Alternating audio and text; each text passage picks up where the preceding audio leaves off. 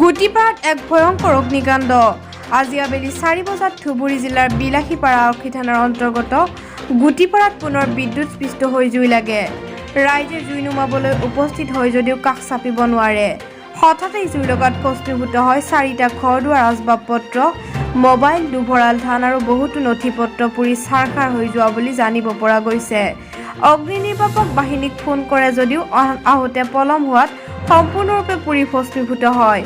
ক্ষতিগ্ৰস্ত হোৱা লোককেইজন ক্ৰমে মহিদুল ইছলাম, সৈয়দ আলী, শহীদুল ইছলাম আৰু সমেৰ আলী। উক্ত অগ্নিকাণ্ডত মুঠ 4টা পৰিয়ালৰ 6,30,000 টকাৰ ক্ষতি হোৱা বুলি জানিব পৰা গৈছে।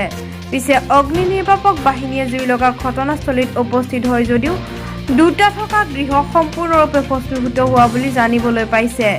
লগতে বিলাসীপাৰা পশ্চিম সমষ্টিৰ বিধায়ক হাফিজ বছিৰ আহমেদ কাছিমিয়ে উপস্থিত হৈ ঘটনাৰ বুজ লয়। বগৰীবাৰীৰ পৰা হাছেন আলী জেদাৰৰ ৰিপৰ্ট, নগাঁও লাইভ আছাম 24। কি হয়েছিল ঘটনা? ভস্মীভূত হওয়ার কারণটা কি? জুই লাগার কারণটা কি? বিদ্যুতের পড়া লাগছে। বিদ্যুতের পড়া লাগি আমার সব কিছু পুরি ছাই হয়ে গেছে। মোর মানে কিতাব পাতি সব পুরি ছাই হয়ে গেছে। কাগজপাতি কিছুমান আছিল পুরি মানে এনেকুৱা হৈছে যেন মানে কয়লা হৈ গৈছে।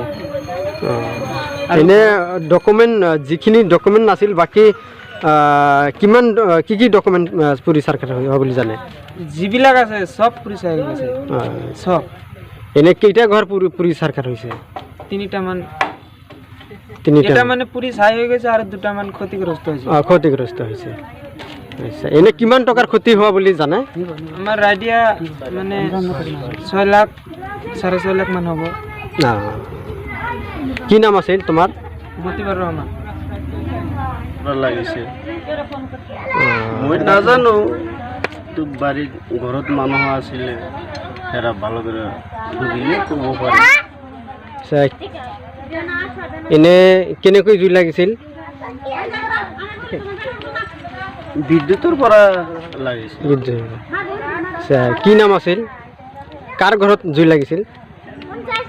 মহিদুলৰ ঘৰত আৰু সৈয়দআলীৰ ঘৰত লাগিছিল। 4 ভাইৰ ক্ষতি হৈছে। কিমান টকাৰ ক্ষতি হোৱা বুলি অনুমান কৰিছে? অনুমান 6.5 হ'ব। 6.5 লাখ। 6 লাখ। কি ঘর? 3 পাতৰ ঘৰ। 3 পাতৰ ঘর। কেইটা ঘর ভস্মীভূত হয়েছে? জুই লাগিছে। কেইটা ঘর ভস্মীভূত হয়েছে? পুরি সারখার কেইটা ঘর পুরি সারখার হয়েছে? এটা ঘর।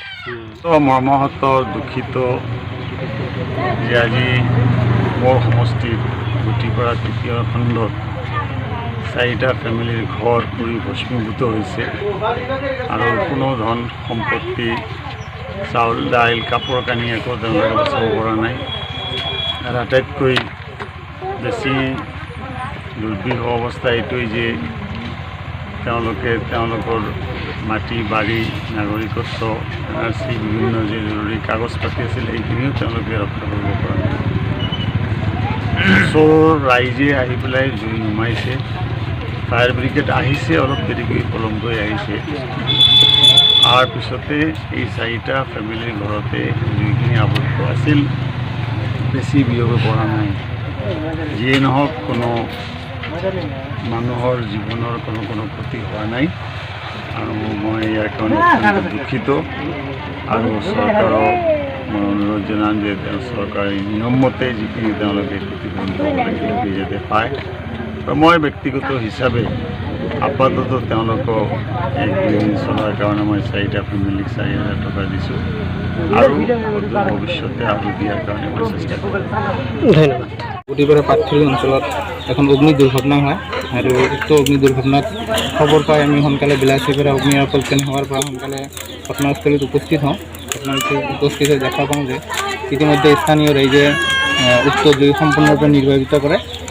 লগতে মালিক আৰু স্থানীয় ৰাইজক সোধ কৰাত গম পোৱা যায় যে ৰাইজে উক্ত ঘটনাটো বৈদ্যুতিক শ্বৰ্ট চাৰ্কিটৰ ফলত হোৱা বুলি সন্দেহ প্ৰকাশ কৰে।